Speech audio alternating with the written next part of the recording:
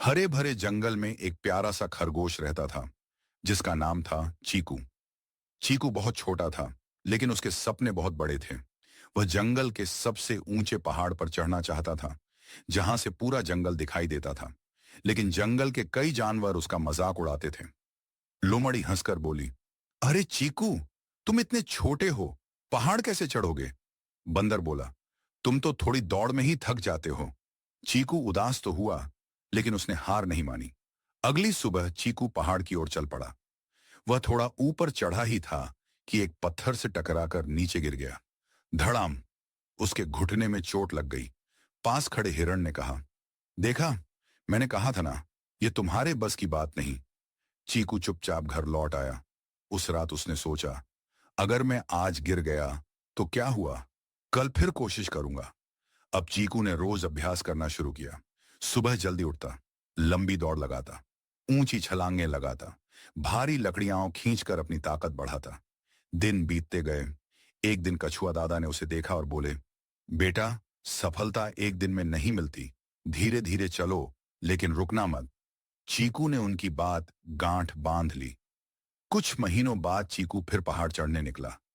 इस बार वह पहले से ज्यादा मजबूत था, लेकिन रास्ते में तेज बारिश शुरू हो गई। हवा इतनी तेज थी कि पेड़ झूमने लगे।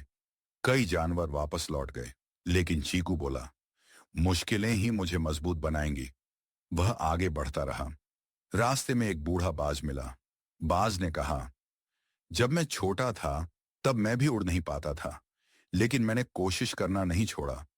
चीकू को फिर हिम्मत मिली। वह आगे बढ़ गया। सफलता की मंजिल कई घंटों की मेहनत के बाद आखिरकार चीकू पहाड़ की चोटी पर पहुंच गया। सूरज चमक रहा था।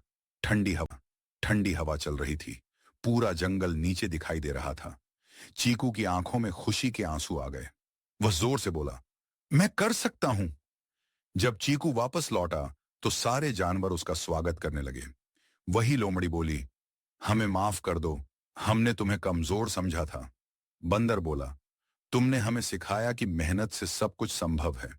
चीकू मुस्कुराया और बोला, छोटा होना कमजोरी नहीं है, हार मान लेना कमजोरी है।